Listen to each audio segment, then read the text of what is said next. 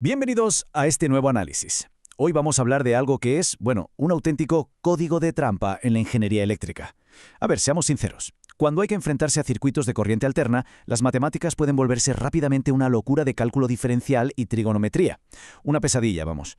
Pero afortunadamente tenemos una herramienta increíble sacada directamente de la teoría eléctrica que transforma todo ese sufrimiento en simple álgebra. Es hora de descubrir cómo dominar estos circuitos sin perder la cabeza en el intento. Bueno, este es el plan para hoy. Vamos a ir paso a paso. Empezaremos repasando las ondas sinusoidales.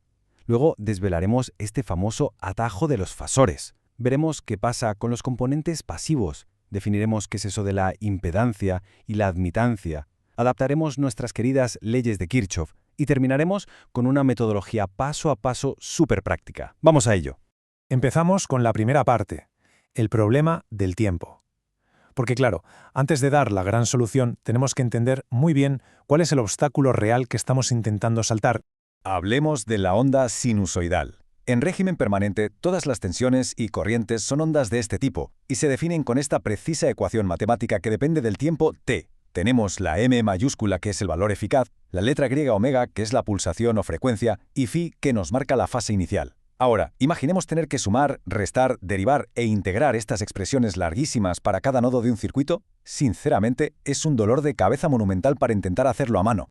Resulta súper interesante ver visualmente cómo es esa función ondulante en el tiempo. Es muy fácil identificar la amplitud máxima, calculada como la raíz cuadrada de 2 por ese valor eficaz, y también el desfase temporal. Pero el problema gordo viene ahora. Si empezamos a superponer múltiples ondas como esta, con distintas amplitudes y cruzándose sin parar, la representación y el cálculo se convierten en un caos matemático absoluto. Resolver eso con trigonometría pura es casi misión imposible. Y esto nos lleva a nuestra segunda sección, los fasores, nuestro atajo matemático. Ha llegado el momento de sacar a la luz la herramienta de traducción que nos va a rescatar de todo ese caos.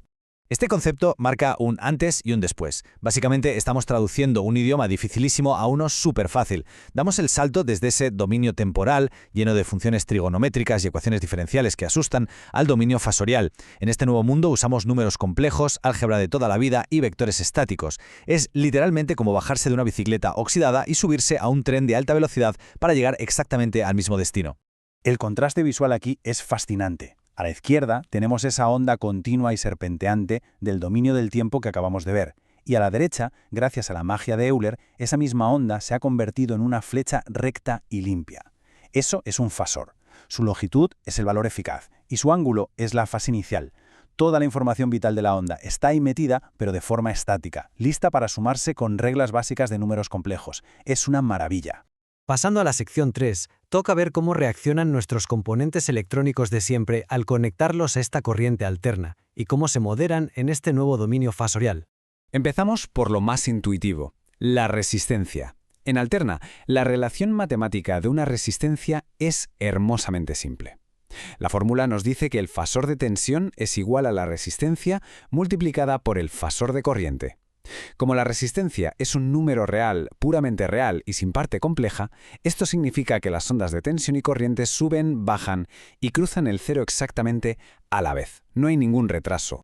Y al observar el diagrama fasorial, esa sincronía perfecta salta a la vista. El vector de tensión en azul y el de intensidad en verde apuntan exactamente hacia la misma dirección, partiendo del mismo origen y compartiendo el mismo ángulo de fase. Es la imagen perfecta de dos magnitudes trabajando en total armonía temporal. Pero la cosa se pone interesante y cambia bastante con la bobina o el inductor. Por sus propiedades físicas, aquí ya entra en juego un desfase. La fórmula se vuelve un poco más sofisticada e introduce la unidad imaginaria J. La tensión pasa a ser J por la pulsación omega por la inductancia L multiplicado por la corriente.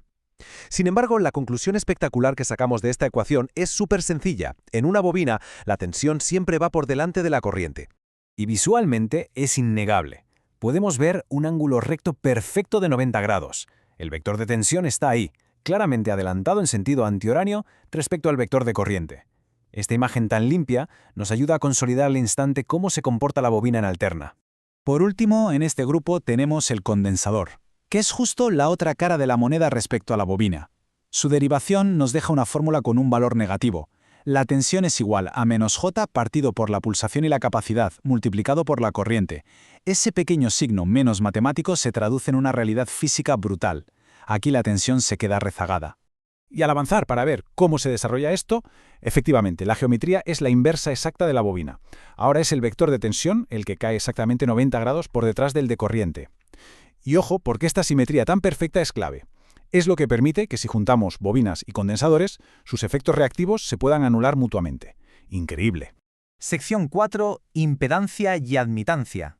Llegó la hora de sintetizar las matemáticas y juntar todas estas piezas del puzzle en algo estandarizado.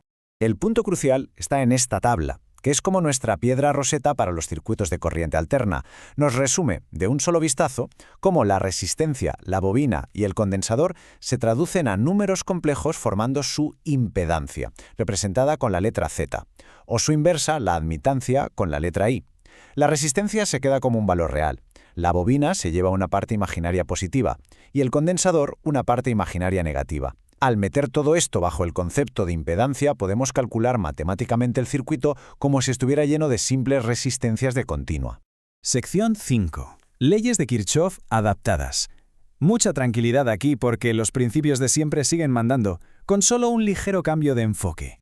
Da un respiro inmenso confirmar esto. Nodos, mallas, impedancias en serie o en paralelo, todo ese conocimiento que ya tenemos de los circuitos en continua sigue valiendo perfectamente. La única diferencia, y es la que marca la diferencia entre el caos y el orden, es que ya no sumamos valores que cambian con el tiempo, sino que sumamos fasores, es decir, números complejos. Toda la topología clásica funciona, pero ahora en un mapa de 2 dimensiones. Y llegamos por fin a la sección 6, el clímax absoluto de todo esto, el análisis paso a paso, el procedimiento que justifica todo el esfuerzo teórico que acabamos de ver. Aquí la tenemos, la receta del éxito, el verdadero código de trampa en 6 sencillos pasos. 1. Comprobamos que todas las fuentes vayan a la misma frecuencia. 2. Estandarizamos las funciones en senos o cosenos. 3. Pasamos las fuentes a fasores. 4. Cambiamos los componentes por su impedancia Z. 5. Resolvemos la estructura aplicando las leyes de Kirchhoff de siempre. Y 6. Devolvemos el resultado complejo al mundo real de las ondas en el tiempo. Si aplicamos esto con disciplina, esquivamos todas esas ecuaciones diferenciales y resolvemos cualquier circuito lineal de alterna de una forma totalmente directa. Para cerrar este análisis, pensemos en algo mucho más masivo. Si este concepto matemático tiene el increíble poder de reducir el comportamiento caótico de un circuito a simples sumas y multiplicaciones de vectores geométricos, ¿cómo hacen exactamente los ingenieros eléctricos para aplicar esto a gran escala? ¿Monitorear estas flechas invisibles para equilibrar e impedir un apagón en las corrientes que alimentan toda una ciudad entera ahora mismo? Es algo alucinante. Es sin duda alguna una idea tremenda sobre la que merece muchísimo la pena seguir investigando. Hasta el próximo análisis.